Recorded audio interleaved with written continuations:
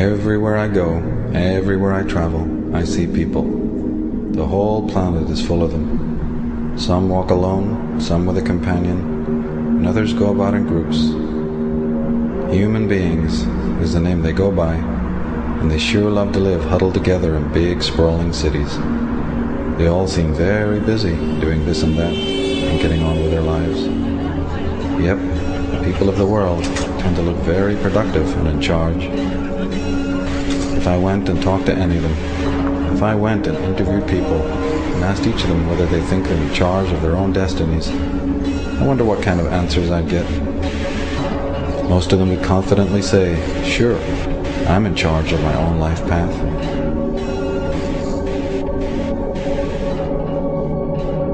And what about me? Am I really in charge of my own destiny? Do I know where I've come from, why I'm here, and where I'm going? After all, some people would say that just by using this credit card, I'm a virtual serf to powerful men who profit from my existence.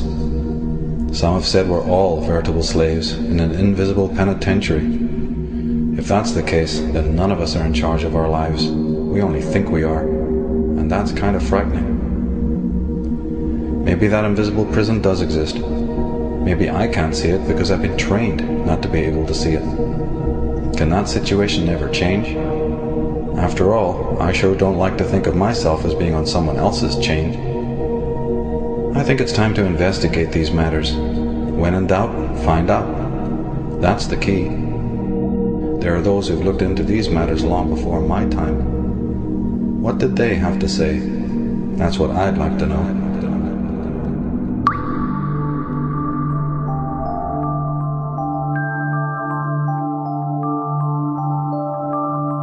So it says here, there's an interesting caption that says, "Here stands the new man. His conception of reality is a dance of electronic images fired into his forebrain, a gossamer construction of his masters designed so that he will not under any circumstances perceive the actual or the real. His happiness is delivered to him through a tube or an electronic connection. His God lurks behind an electronic curtain. And when the curtain is pulled away, we find the CIA sorcerer and the media manipulator."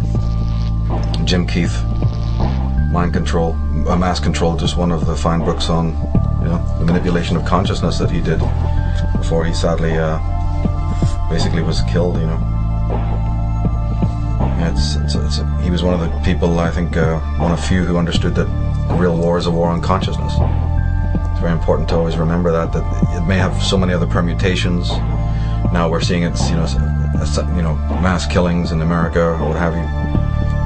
But and then all heads turn. As soon as that comes on the little media framed image, then people are shocked. And they turn to that as if it's some sort of freak phenomena or something like that. It's actually, the sad case is it's not freak. And anyone who's really studied mind control understands that mind control is ubiquitous.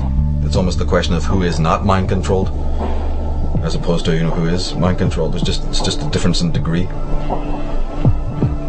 The whole question of what is consciousness and how it can be manipulated is one of the most crucial questions of our time. In my work, it really goes along with the whole question of the origins of evil. I mean, it's origins of evil / war on consciousness, and the whole manipulation of man's thinking, his behavior, his biology. And this question has distinguished some of the greatest scholars in the world, people like Wilhelm Reich. But in a more modern context, even people like Alex Constantine, Jim Keith, Jim Marrs to a certain extent has gone into this. Well, in ancient times they used the sword and they used the gun and they used other methods like religion for pushing the populace around and getting people to do what was wanted. But in recent times, in the 20th century, there are new technologies that provide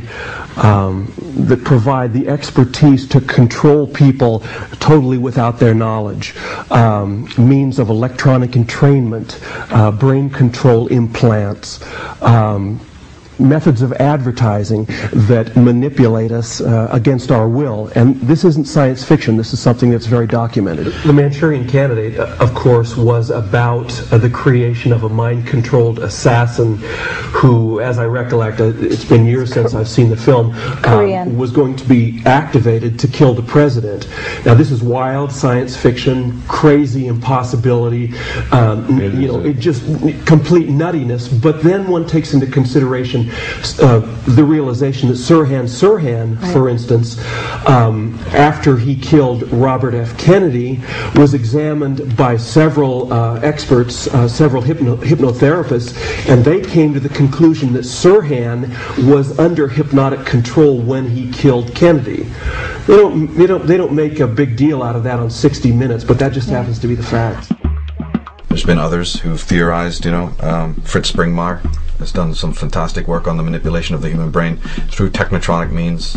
What am I saying? It's weaponry, psychic weaponry, radiotronic weaponry that's being used, ELF waves, all sorts of different technologies that are patented. People can go and find out about it, research it, discover it. If you're coming from the world of Ted Gunderson and John DeCamp, we even find out that families who are connected to secret agencies, or maybe who've been communist spies, or who've been part of the Nazi network, who have found homes in America, people who are connected to Operation Paperclip and to the NSA, there's histories of them selling their own children into, mind control experiments. Amazingly, people in the military. This is a documented, known fact. Just unbelievable to think of it, But the most important thing is always to remember that there is this kind of war going on, even though you may not realize it, and also to realize that there's also the cover-up campaign against mind control. The people who are perpetrating this, who are putting these sleepers out there, who are planning assassinations, who are behind, Sirhan, all the way up through Son of Sam and Mark Hinckley, David Chapman. The list is endless. When you start thinking about it, Jim Jones. This has all been exposed as sort of mind control based cults. But the fact is, they don't want the average person realizing this. They don't want. So there's the mind control concept or experimentation, and then there's the smokescreen as well. So you're dealing with two different things here.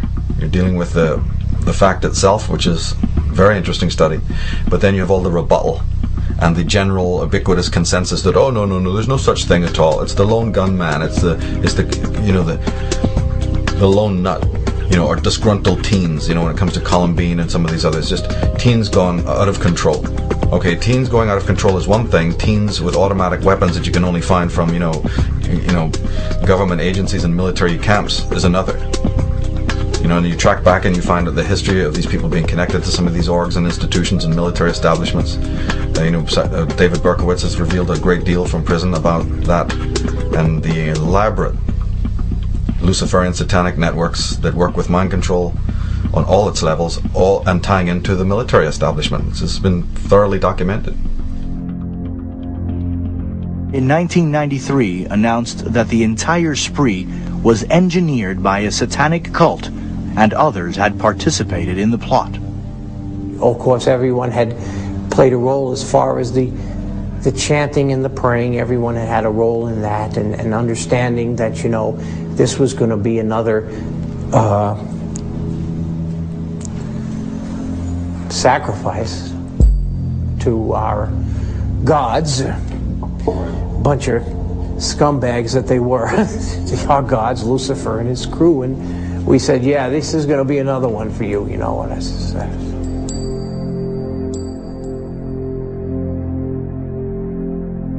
I certainly recommend Maury Terry's Ultimate Evil, in which Berkowitz reveals the whole level of operations, government black ops, and mind control behind the Son of Sam